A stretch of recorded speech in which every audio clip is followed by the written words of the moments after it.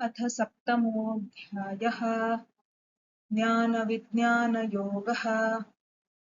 श्रीभगवानुवाच मय्यासक्तमनः पार्थ योगं युञ्जन्मदाश्रयः असंशयं समग्रं माम् यथा ज्ञास्यसि तच्छृणु।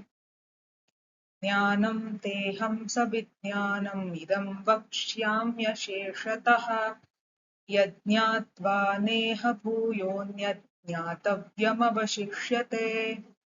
मनुष्याणां सहस्रेषु कश्चिद् यतति सिद्धये यततामपि सिद्धानां कश्चिन्मां वेत्ति तत्त्वतः। भूमिरापो नलो वायुः खं मनो बुद्धिरेव च अहङ्कार इतीयं मे भिन्ना प्रकृतिरष्टधा। अपरेयमितस्त्वन्यां प्रकृतिं विद्धि मे पराम् जीवभूतां महाबाहो ययेदं धार्यते जगत्। एतत् योनीनि भूतानि सर्वाणीत्युपधारय अहं कृत्स्नस्य जगतः प्रभवः प्रलयस्तथा मत्तः परतरं नान्यत् किञ्चिदस्ति धनञ्जय। मयि सर्वमिदं प्रोतं सूत्रे मणिगणा इव रसोऽहमप्सु कौन्तेय प्रभास्मि शशिसूर्ययोः। प्रणवः सर्ववेदेषु शब्दः खे पौरुषं नृषु पुण्यो गन्धः पृथिव्यां च तेजश्चास्मि विभावसौ। जीवनं सर्वभूतेषु तपश्चास्मि तपस्विषु। बीजं मां सर्वभूतानां विद्धि पार्थ सनातनम्। बुद्धिर्बुद्धिमतामस्मि तेजस्तेजस्विनामहम्। बलं बलवतां चाहं कामरागविवर्जितम्। धर्माविरुद्धो भूतेषु कामोऽस्मि भरतर्षभ। ये चैव सात्विका भावा राजसास्तामसाश्च ये मत्त एवेति तान् विद्धि न त्वहं तेषु ते मयि। त्रिभिर्गुणमयैर्भावैरेभिः सर्वमिदं जगत् मोहितं नाभिजानाति मामेभ्यः परमव्ययम्।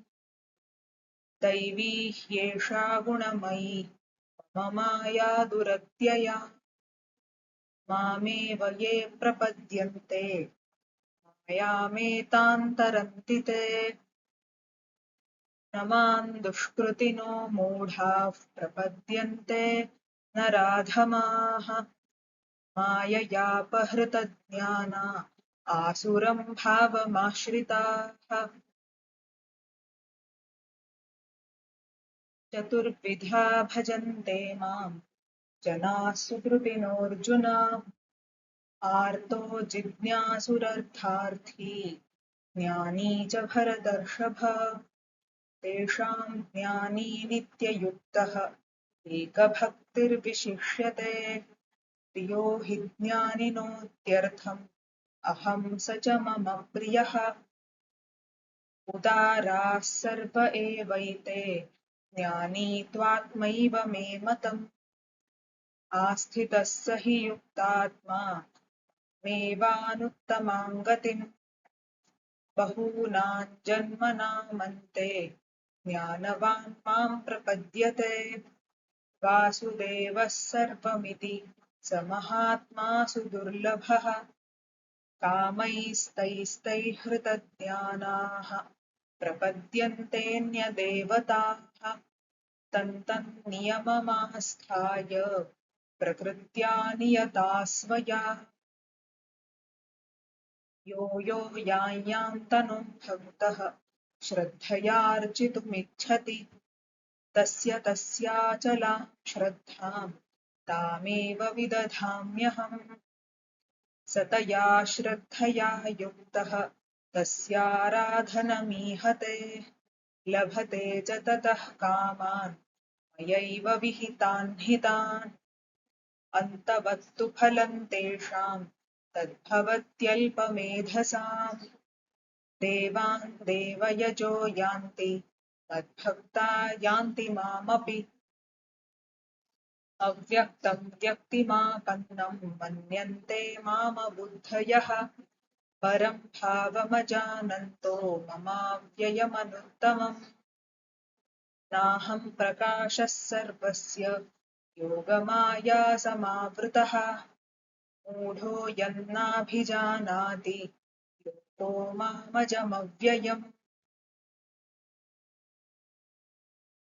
वेदाहं समतीतानि वर्तमानानि चार्जुन भविष्याणि च भूतानि तु वेद न कश्चन इच्छाद्वेषसमुत्थेन द्वन्द्वमोहेन भारत सर्वभूतानि सम्मोहं सर्गे यान्ति परन्तप येषां त्वन्तगतं पापं जनानां पुण्यकर्मणां ते द्वन्द्वमोहनिर्मुक्ताः भजन्ते मां दृढव्रताः जरामरणमोक्षाय मामाश्रित्य यतन्ति ये ते ब्रह्म तद्विदुः कृत्स्नम् अध्यात्मं कर्म चाखिलम् साधिभूताधिदैवं मां साधियज्ञं च ये विदुः प्रयाणकालेऽपि च मां ते विदुर्युक्तचेतसः तत्सदिति श्रीमद्भगवद्गीतासु उपनिषत्सु ब्रह्मविद्यायां योगशास्त्रे श्रीकृष्णार्जुनसंवादे ज्ञानविज्ञानयोगो नाम सप्तमोऽध्यायः। श्रीकृष्णार्पणमस्तु। शुभं भवतु।